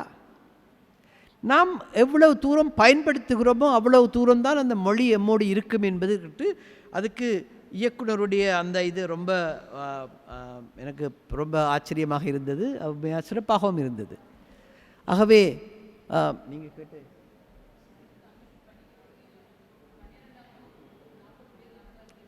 ஆமாம், இப்போ எங்களோட பிள்ளைகளுக்கு நான் முன்னரே சொன்னேன் இல்லையா, சில பேர் தான் தமிழ் பள்ளிக்கு கொண்டு வருகிறார்கள். சில பேருக்கு கொண்டு வர விருப்பம், ஆனால் அவர்களால் முடியவில்லை. அதனாலே அவர்கள் முடியவில்லை. அப்படி வருகிற பிள்ளைகளும் 3ஆம் வகுப்பு முடியவே அங்கே ஒரு ஓசி கிளாஸ், ஆப்பர்ச்சுனிட்டி கிளாஸ், ஓசி என்று சொல்லுவோம், ஆப்பர்ச்சுனிட்டி கிளாஸ் என்று சில பள்ளிக்கூடங்களே வகுத்து வைத்திருக்கிறார்கள். அதுக்கென்று பரீட்சை எழுத வேண்டும். பரீட்சை எழுதி அதிலே சித்தி அடைந்தால் குழந்தை அங்கே போயிடும். அங்கே போனால் பிள்ளைக்கு சனிக்கிழமையில் நேரம் கிடைக்காது. அதுக்கு பிறகு 6ஆம் வகுப்பு முடியக்கில் பேருந்து ஒரு தேர்வு இருக்குது. உயர்கல்வி ஹை ஸ்கூலுக்கு போகிறதுக்கு ஒரு அது தேர்வெல்லாம் கிடையாது. சில தெரிந்தெடுத்த பள்ளிகளுக்கு போகிறதுக்கு அது தேர்வு எழுத வேண்டும். இப்போ எங்களோட பிள்ளைகள் ஒரு வருஷத்துக்கு முதலே தயார்படுத்த கொண்டு போய் விடுவார்கள் தமிழ் பள்ளிக்கு விட மாட்டார்கள். ஒரு வருஷம் தமிழ் பள்ளிக்கு வராத பிள்ளை பரீட்சை முடிஞ்ச பிறகு போனவனில் 10% தான் திரும்பி வருவான், மிச்ச பேர் வரவே மாட்டான். இப்படி தான் கழுதை தேர்ந்து அப்படி கட்டெரும்பான மாதிரி கொஞ்சம் கொஞ்சமாக வெட்டி எங்களுடைய இந்த எண்ணிக்கை குறைந்து போய் இருக்கிறது. இதை தக்க வைக்க முடியுமா? whether can we reverse it if not defend it? That's our problem. இது எப்படி செய்கிறது? இதைத்தான் நாங்கள் முயன்று கொண்டிருக்கிறோம். நன்றி.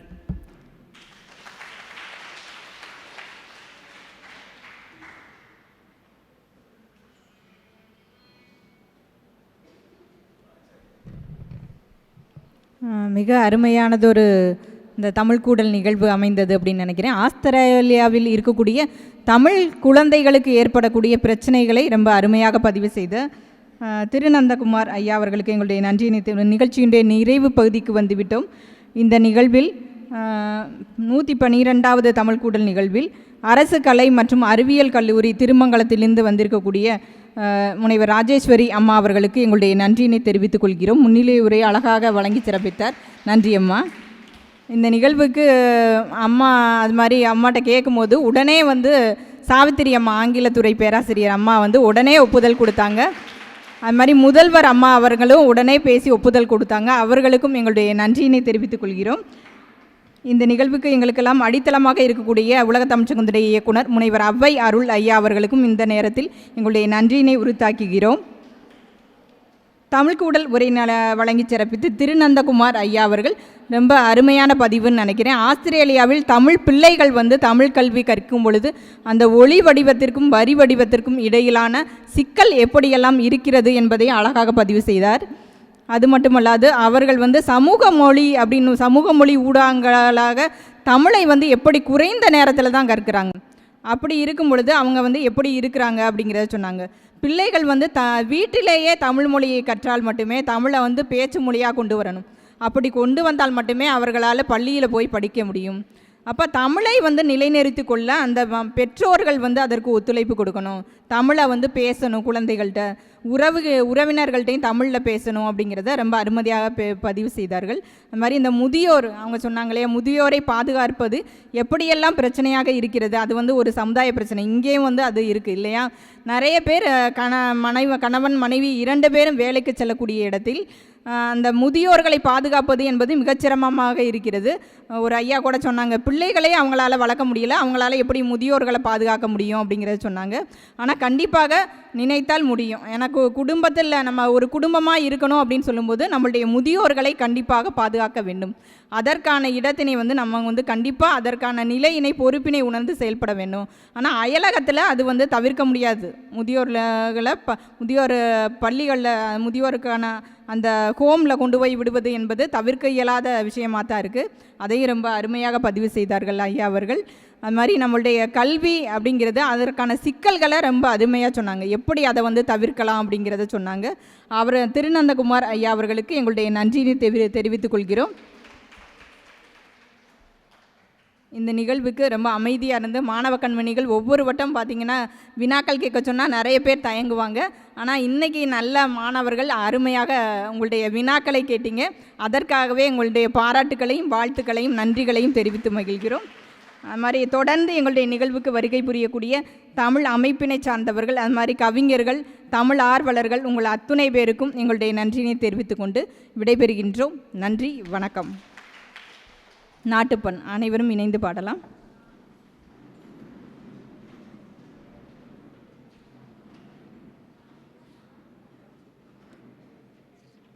ஜனகணமன அதிநாயக ஜயகே பாரத பாக்ய விதாதா பஞ்சாப சிந்து குஜராட்ட மராட்டா திராவிட உத்கல வங்கா விந்தகி மாச்சல யமுனா கங்கா உச்சல ஜலசிதரங்கா तब शुभ नामे जागे, तब शुभ आशीष मागे, तागे तब जय गादा। जनगण मंगलदायक जय गे भारत भाग्य विदाता। जय गे जय गे जय गे जय जय जय जय गे।